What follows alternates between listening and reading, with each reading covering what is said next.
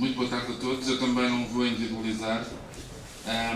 Fico bastante aliviado porque se cada uma das personalidades nomeadas comprar um livro, estamos a caminho do best-seller e parece-me um ato de ver a justiça.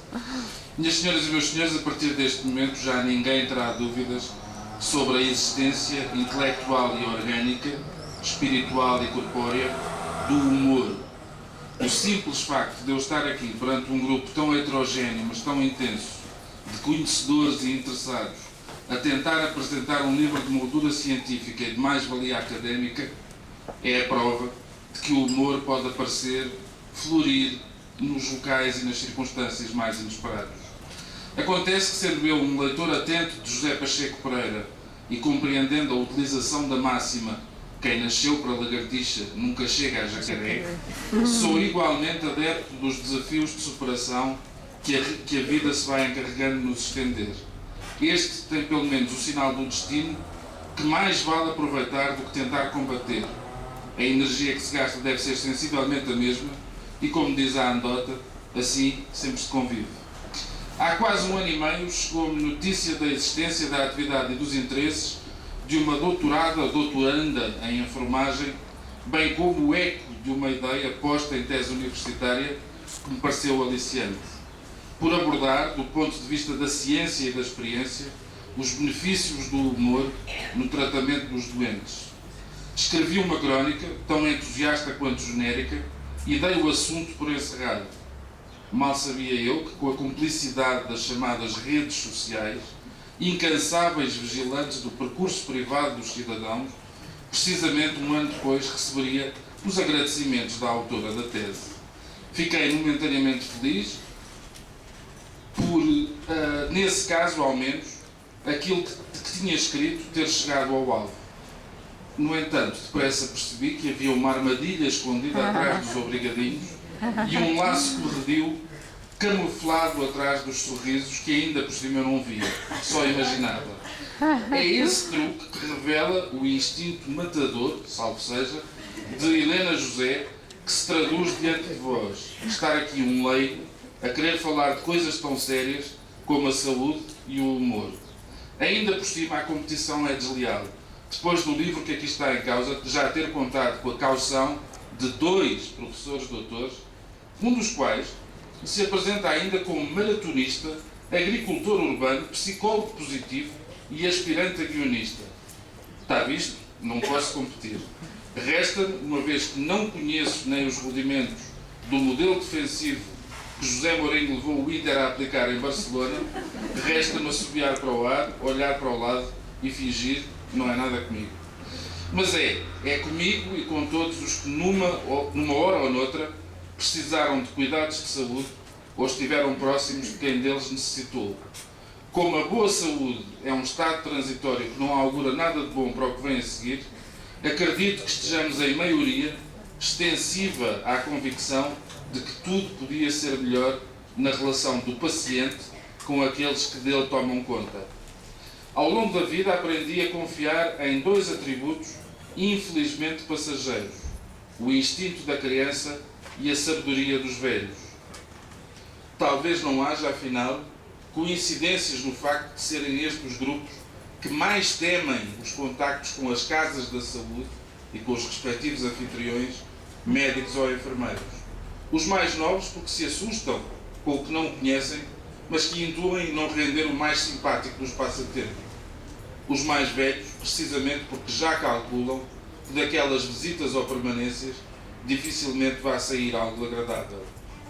Dirão os mais céticos que o léxico médico é incompatível com o anedotário, que os profissionais de saúde não são palhaços, que um ambiente mais distendido não se coaduna com a disciplina própria de um estabelecimento hospitalar ou equiparado.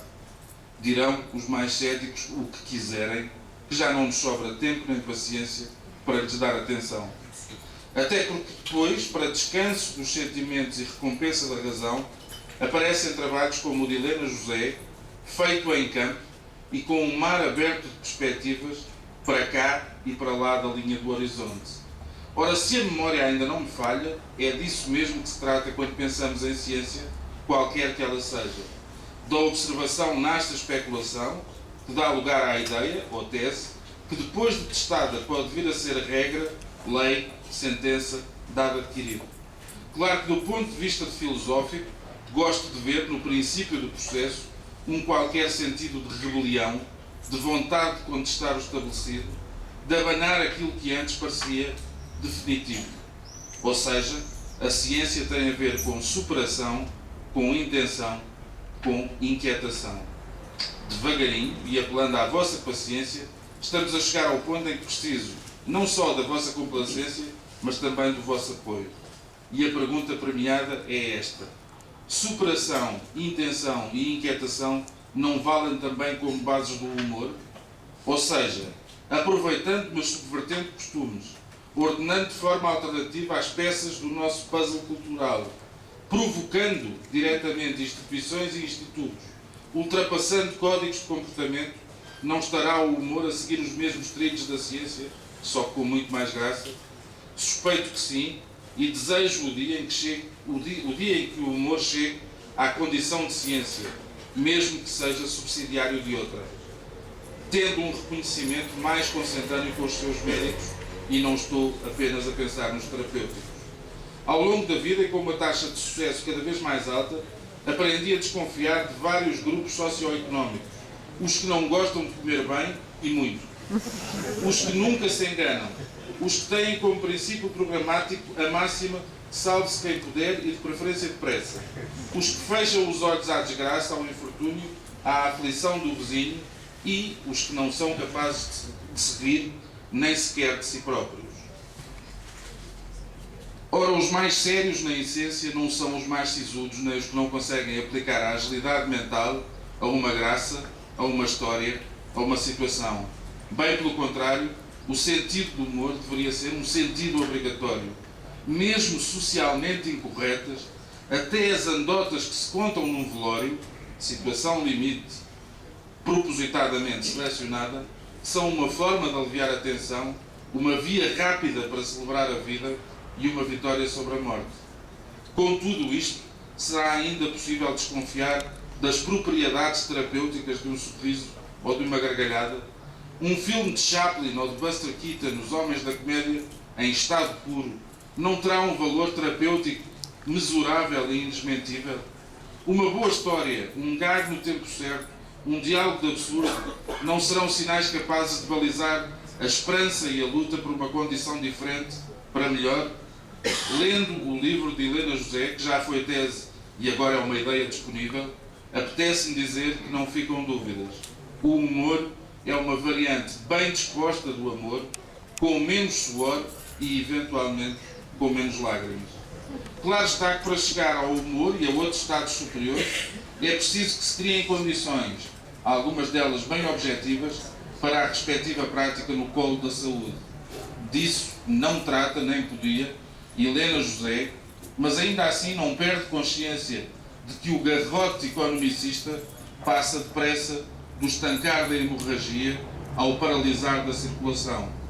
Mas é curioso, para não nos aventurarmos mais na adjetivação, que este livro, que casa humor e saúde, veja a luz num dia de greve de enfermeiros e numa época em que a supressão da qualidade na prestação de serviços médicos já é aceito como um mal necessário, porque diminui o déficit. Não fosse tão drástico e cruel, e pensar-se-ia que se trata de uma brincadeira de mau gosto. E eu acabo por me questionar: será Bruxelas a pagar os funerais dos nossos mortos por falta de resposta dos serviços médicos? Talvez esta sensação generalizada de crise e de falência torne ainda mais premente que sentemos o humor à mesa das nossas preocupações, ou contando com o profissionalismo e a boa vontade daqueles a quem cabe redistribuí-lo. Neste caso concreto, o de Helena José, o seu trabalho prático, a colaboração que lhe foi prestada por colegas, alunos e doentes, a segurança testada de cada uma das suas conclusões, são bons augúrios, cuja confirmação também fica dependente de que esta boa nova possa espalhar-se. Testemunho eu, sem dispensar o rigor da linguagem académica, este livro não nos faz tropeçar nas palavras difíceis.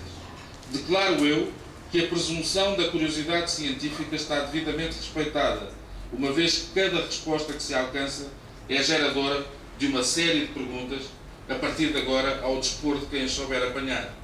Asseguro eu que se pudesse voltar quase ano e meio atrás e ao primeiro contacto com a notícia desta história, seria ainda mais entusiasta do que fui ao tempo. Os depoimentos e as reações observadas, o modo cauteloso e afetivo como foi concretizado o trabalho, a clareza e a abertura das conclusões fazem da aventura abençoada de Dona José algo a que falta agora ganhar o significado que justifica ser partilhado e lançado ao serviço da comunidade, uma dimensão de que andamos muito esquecidos nos últimos tempos. Parabéns, Helena, muito obrigado pelo esforço e por este gesto de carinho. Creio que hoje se redimem muitos sacrifícios, se dissipam muitas horas gastas em torno dos livros, mas muitas mais passadas à volta das pessoas, e se transmite uma mensagem de respeito e de exemplo aos amigos, à família, até a um pai e a um filho que sabem que é um privilégio ter uma filha e uma mãe polivalente e empenhada. Estou certo que, por marcante que seja esta escala, a Helena José vai continuar, e de preferência sem deixar a arma mais poderosa entre todas as munições a que recorre este livro, o sorriso. Cabe agora aos outros, a todos e a cada um, e a nós que aqui estamos,